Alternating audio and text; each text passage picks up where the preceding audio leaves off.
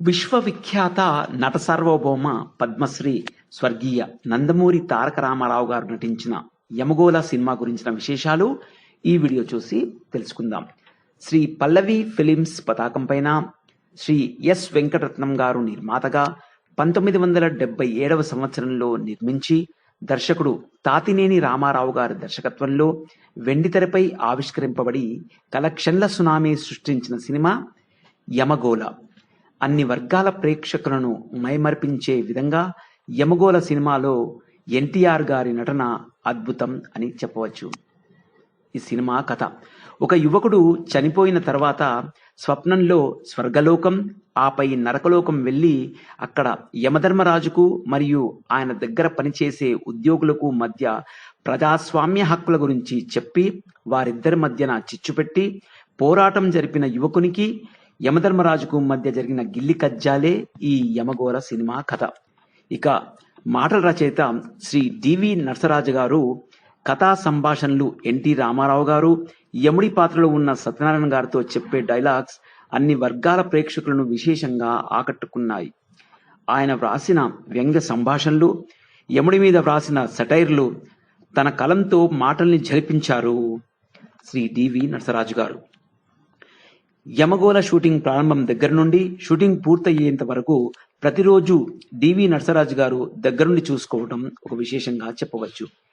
ఈ సినిమా ద్వారా సుమారు 10 సంవత్సరాల పాటు తెలుగు చిత్రసీమలో చక్రవర్తి గారు నెంబర్ 1 సంగీత దర్శకుడుగా ఉండడం విశేషం.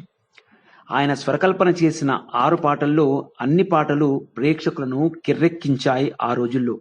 అందులో చిలక కొట్టుడు కొడితే చిన్నదానా, ఒలమ్మి తిక్కరిగిందా, వయసు మంచుకొస్తున్నది వాన మబ్బులా, ఆడవే అందాల సురభామిని, గుడివాడ ఎల్లాను గుంటూరు పొయ్యాను, సమరానికి నేడే ప్రారంభం, యమరాజుకు మూడెను ప్రారబ్ధం లాంటి పాటలు అందరి నోటా పాడుకోవడం విశేషం. జయమాలినిపై చిత్రీకరించిన గుడివాడ ఎల్లాను గుంటూరు పొయ్యాను అనే పాట నాటికి నేటికి తెలుగు రాష్ట్రాలలో మరచిపోని మరపురాని పాటగా ఇప్పటి వరకు కుర్రకారు మదిలో చెరగని ముద్రగా మిగలటం విశేషం. తెర మీద ఆ పాట రాగానే కుర్రకారు విజిల్స్ తో, ముసలి వాళ్ళు ఆటలతో గోలలతో థియేటర్లో మోత మోగించారు ఆనాడు. అందాల నటీమణి మరియు నర్తకి మంజు భార్గవి గారు ఆడవే అందాల సురభామిని అనే పాటలో మేనకగా అభినయించటం ఈ సినిమాలో విశేషం. ఈ యమగోళ సినిమా షూటింగ్ గోదావరి జిల్లాలోని పరిసర ప్రాంతాల్లో, కొంత భాగం హైదరాబాద్ లో మరియు ఎక్కువ భాగం మద్రాసులోని వాహిని స్టూడియోలో యమలోకం సెట్ లో షూటింగ్ నిర్వహించడం విశేషం. అతి తక్కువ ఖర్చుతో కేవలం 20 లక్షల రూపాయల లోపల యమగోళ సినిమా మొత్తం తీయటం విశేషం. నెల రోజుల వ్యవధిలో ఈ సినిమా షూటింగ్ మొత్తం పూర్తి చేయడం మరొక విశేషం.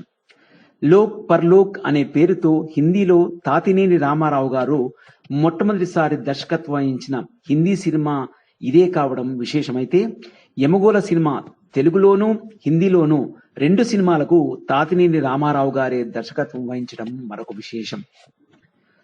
జమాలాయే జీవంత మనుస్ అనే బెంగాలీ సినిమా ఆధారంగా తెలుగులో యమగోళ, లోక్ పర్లోక్ అనే పేరుతో హిందీలో, యమనుక్కు యమన్ అనే పేరుతో తమిళ్లో, మొత్తంగా బెంగాలీ భాష నుండి 3 భాషల్లో ఈ సినిమా రీమేక్ అవ్వడం విశేషంగా చెప్పవచ్చు. 21 అక్టోబర్ 1977వ రోజున విజయదశమి పర్వదినాన దసరా కానుకగా యమగోళ సినిమా గ్రాండ్ గా రిలీజ్ అవ్వడం విశేషం.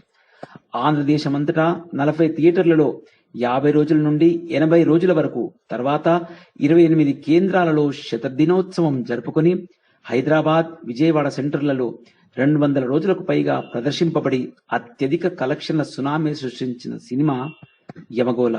₹1 కోటి వరకు రాబట్టి ఆల్ టైమ్ హిస్టరీ క్రియేట్ చేయడం విశేషం. స్వర్గీయ ఎన్టీఆర్ గారు అప్పటి వరకు నటించిన చిత్రాల్లో ₹1 కోటి కలెక్షన్ సాధించిన 4వ చిత్రంగా యమగోళ సినిమా చరిత్రలో నిలవటం మరొక విశేషం. యమగోళ విడుదలైన 2 రోజుల తర్వాత ఎప్పుడూ మర్చిపోలేని దివి తుఫాను రావటం వల్ల ఎంతో మంది ప్రాణాలు కోల్పోయారు.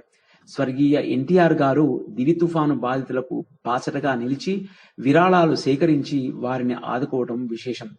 అంతటి దివి తుఫాను వచ్చినా కూడా యమగోళ కలెక్షన్లు తగ్గకపోవడం మరొక విశేషం. యమగోళ సినిమా విజయోత్సవ వేడుక అత్యంత వైభవంగా అతి కొద్ది మంది సన్నిహితుల మధ్య నాటి మద్రాస్ నేటి చెన్నైలో జరగడం విశేషం. స్వర్గీయ నందమూరి తారక రామారావు గారు నటించిన ఈ సినిమా అత్యంత ప్రజాదరణ పొందిన సినిమాగా సిల్వర్ జూబ్లీ మరియు బ్లాక్ బస్టర్ హిట్ గా నిలవడం విశేషం. సో ఇవేనండి విశ్వవిఖ్యాత నట సార్వభౌమ పద్మశ్రీ స్వర్గీయ నందమూరి తారక రామారావు గారు నటించిన యమగోళ సినిమా విశేషాలు. మరొక మంచి మూవీ విశేషాలతో మళ్ళీ మీ ముందుంటాం. అంతవరకు సెలవు. ఈ వీడియో కనుక మీకు నచ్చినట్లయితే లైక్ చేయండి, షేర్ చేయండి, మా ఛానల్ ని మర్చిపోకుండా సబ్స్క్రైబ్ చేయండి. Thank you very much for watching this video.